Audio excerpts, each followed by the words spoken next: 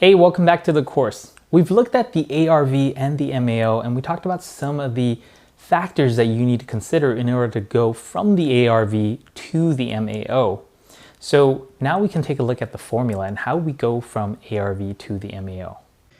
All right, let's start with the ARV. All right, so this simple formula, we're going to follow this. Now, just remember, as we're going through this, this is not the complete formula that we're going through in this lecture.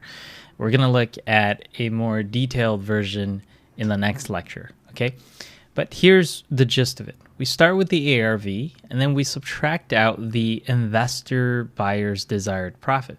So if you got an investor buyer that's going to be doing rehab, there's a minimum desired profit level that they want to make in that market fixing a property like the one that you're trying to offer, right? So when we start with the ARV, we want to subtract that out so that we factor in how much they want to make. Because if your investor buyer can't see how much they can make from it, or they don't trust that they can make that amount from the deal, then you're not going to have a deal. All right, so once you subtract that out, then you need to factor in the cost of rehab. Right, this is how much they got to spend in order to get the property to the level where the property can be marketed and sold. That is the total cost of rehab. And this is why it's really important for you to get an accurate estimate, because if you underestimate it, then you're going to be overvaluing the property, right, and end up potentially overpaying for it. You want to get an accurate rehab cost. The third is you need to factor in your desired profit, right? You got to bake it in there. If you can't make what you want to make from the work that you're doing, then this is not worth it, right? So once you subtract out all three of those things, then you have your maximum allowable offer, okay? So from a conceptual point of view, this is pretty straightforward, right? You have your ARV on the left side, and then you subtract out those three main things, and then you have your maximum allowable offer. So let's see what it would look like with an example. Let's say that there's an ARV for a property, and based on the comps, you think that it can sell for $100,000 in the market after repairs. And your investor buyer, or the investor buyers in the market, they want to make $15,000 in profit for the flips that they do in that market.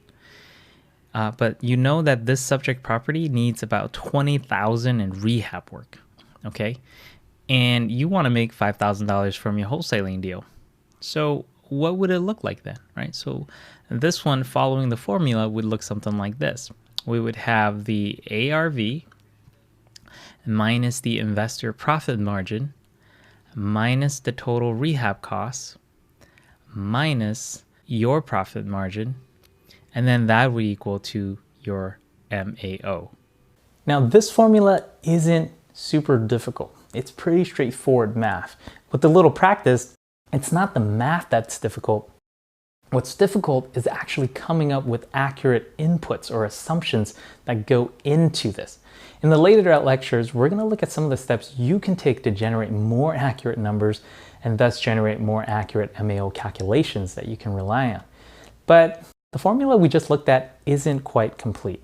We need to make an adjustment because there's something called the 70% rule. Why? Because this formula is missing one thing: holding costs. The flip investor has other costs besides their rehab costs that they need to pay for. So the 70% rule is one of the ways, or one of the more popular ways, to account for that additional holding costs. In the next lecture, let's see how the 70% rule works out.